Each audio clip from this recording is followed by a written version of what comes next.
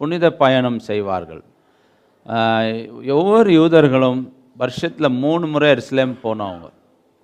ஒவ்வொரு யூதர்களும் வருஷத்தில் 3 முறை கம்பல்சரியாக எருசலேமுக்கு போய் தான் ஆகணும் அவங்க.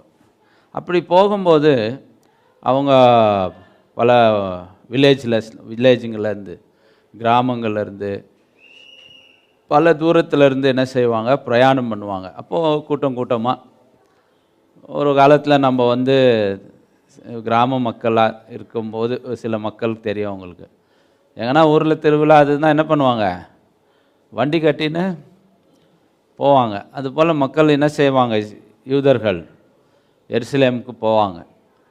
அப்படி போகும்போது அவங்களுக்கு அது சிலருக்கு நாட்கள் கணக்கான பயணம், சிலருக்கு மாதக்கணக்கான பயணம்.